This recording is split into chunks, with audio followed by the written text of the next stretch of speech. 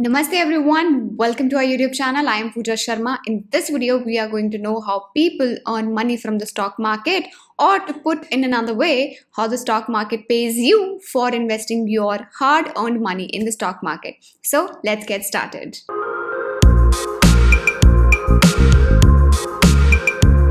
The first and the most common way people try to make money in the stock market is through trading. Now, why I say try, you will get to know soon.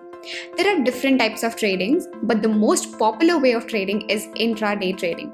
In this trading, people try to buy and sell the shares on the same day. Since the share prices of the companies that are listed on the stock exchange, it keeps fluctuating throughout the trading session. So these traders, they try to utilize this short-term price movement to their advantage. But more often than not, they fail. The founder of Zerodha, Nitin Kamath, had written in an article once that less than 1% of active traders earn more than bank fixed deposit over a 3-year period.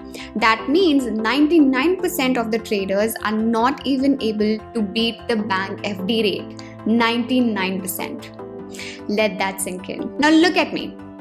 If in any other field of life you knew that there is a probability of 99% failure, would you still go ahead and pursue that field of work? No.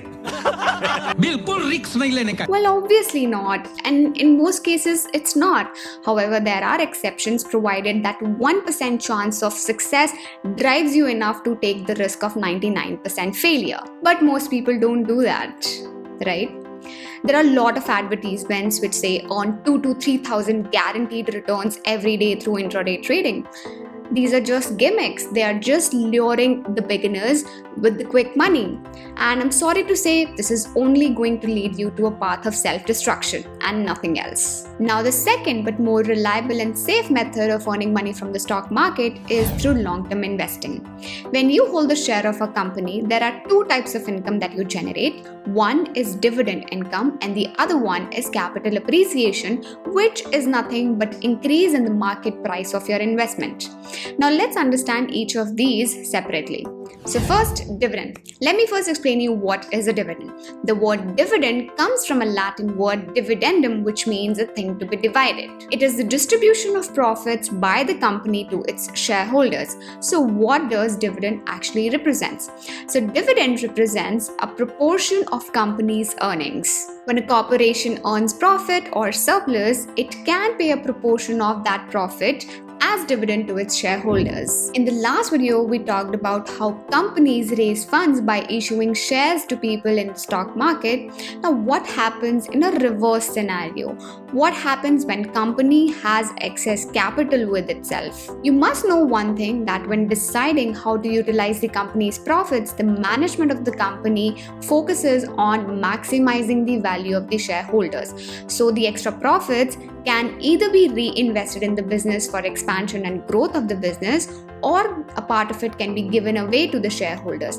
The part that is given away to the shareholders is dividend. Now the big question comes, do all companies listed on the stock exchange pay dividends? The answer is No.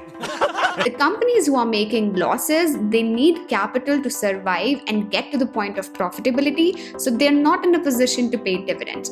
While companies in the early stages of growth also do not pay dividend because the management needs that cash to reinvest into the business and grow further. So you will see that it is the companies with a long track record who pay regular dividend, because either these companies have stable business models and are in the mature stage of business life cycle, or the management does not see better growth opportunities to invest that money. Such companies tend to grow at a slow pace, but they have the financial strength to sustain their operations from the earnings. So instead of maintaining huge cash in the balance sheet, they prefer to distribute the profits to the shareholders. Now you must be wondering, what is best for you as an investor? Well, it depends on your needs.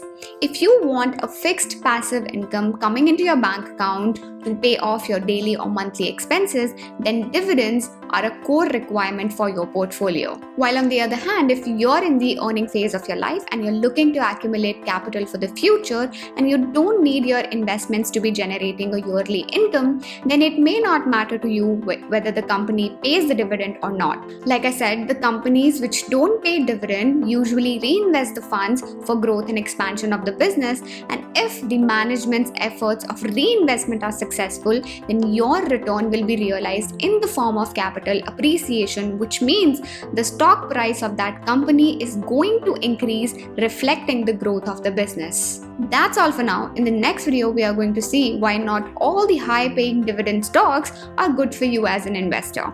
If you like the effort put in this video, then click on the like button. This will support us, this will support our channel, and it will help us to reach out to more intellectual people like you. And if you found this video helpful, then you should share it with your best friends, or your relatives. Until then, namaste, bye bye, and take care.